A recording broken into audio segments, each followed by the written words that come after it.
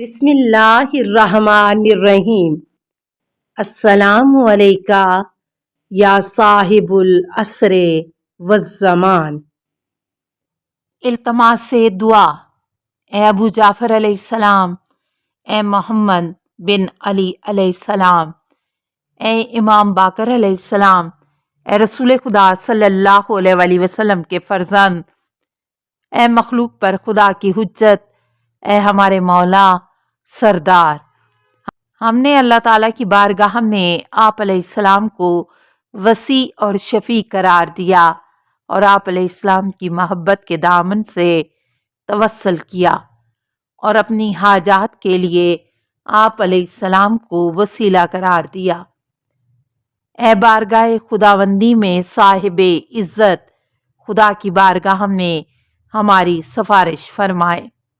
تمام حمد و تعریف اس خدا کے لیے سزاوار ہے جس نے ہمیں یہ توفیق دی کہ حضرات معصومین علیہ السلام کے علوم کے بے گراں سمندر میں نظر کر کے ان میں سے ایسے چند قطرے سوال عوام کے اور جواب امام کے عنوان سے رشتہ تحریر ملا کر ہم اس عظیم دائرہ معارف کو حضرات معصومین کے قیمتی ارشادات کو علم و فضیلت اور علم و حکمت کے محققین کی خدمت میں پیش کرتے ہیں۔ الحمدللہ رب العالمین وصلی اللہ علی سیدنا محمد وآلہ اجمعین۔ سیم الامام المبین الحجۃ القائم المنتظر المہدی اجل اللہ تعالی فرجہ الشریف۔ یا ابا جعفر، یا محمد ابن علی، ایھا الباقر یابن رسول اللہ، یا حجۃ اللہ علی خلقہ، یا سیدنا مولانا ان توجہنا واستشفعنا وتوسلنا بک الی اللہ وقدمناک بین یدی حاجاتنا یا وجیہا عند اللہ اشفع لنا عند اللہ۔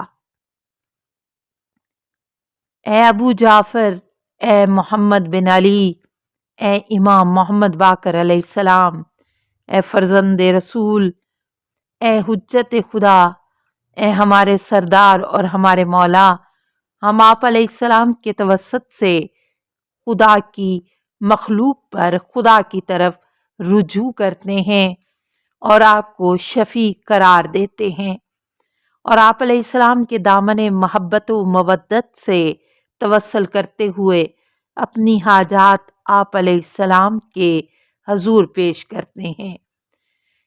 اے خدا کے حضور صاحب منزلت و فضیلت، خدا کے حضور ہمارے لیے شفاعت کریں۔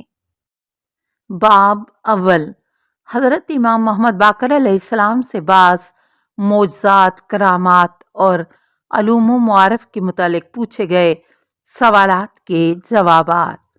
سوال: جناب ابو بصیر کہتے ہیں کہ میں نے امام محمد باقر علیہ السلام اور امام جعفر صادق علیہ السلام کی خدمت میں حاضر ہو کر عرض کیا، کیا آپ رسول اللہ صلی اللہ علیہ وآلہ وسلم کے وارث ہیں؟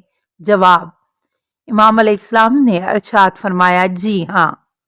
سوال: میں نے عرض کیا، رسول اللہ صلی اللہ علیہ وآلہ وسلم تمام انبیاء کے وارث تھے اور ان سب کا علم آپ صلی اللہ علیہ وآلہ وسلم کی ذات گرامی میں جمع ہے۔ جواب: امام نے فرمایا، جی ہاں۔ سوال: میں نے عرض کیا، تو کیا آپ مردوں کو زندہ کر سکتے ہیں اور اندھے اور کوڑھی کو شفا دے سکتے ہیں؟ جواب: آپ علیہ السلام نے فرمایا، جی ہاں، اللہ کی اجازت سے۔ اس موقع پر مجھے فرمایا، نزدیک آؤ۔ میں آپ علیہ السلام کے قریب ہوا، آپ نے اپنا ہاتھ مبارک میری آنکھوں پر پھیرا، میں نے سورج، آسمان، زمین اور گھر کی تمام اشیاء کو دیکھا۔ آپ علیہ السلام نے فرمایا کہ کیا آپ چاہتے ہیں کہ آپ کی آنکھیں بینا رہیں اور تم عام لوگوں کی طرح زندگی گزارو اور روز قیامت تم سے دوسرے لوگوں کی طرح حساب و کتاب لیا جائے، یا یہ کہ پہلے کی طرح نابینا اور جنت میں تمہارا گھر ہو؟ ابو بصیر نے عرض کیا، مولا میں پہلے کی طرح نابینا رہنا چاہتا ہوں۔ امام علیہ السلام نے دوبارہ اپنا دست مبارک میری آنکھوں پر پھیرا اور میں پہلے کی طرح ہو گیا۔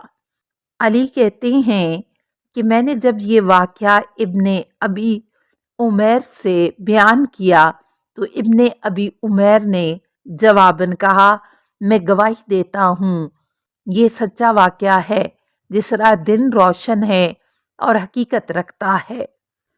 السلام علیکہ یا صاحب العصر والزمان، الامان الامان الامان من فتن الزمان، السلام علیکہ یا خلیفۃ الرحمن، السلام علیکہ یا امام الانس والجان، السلام علیکہ یا مظہر الایمان، السلام علیکہ یا شریک القرآن، السلام علیکہ یا قاطع البرہان، السلام علیکہ یا امام زماننا ھذا اجل اللہ فرجک وسہل اللہ مخرجک وظہورک، السلام علیکہ ورحمۃ اللہ۔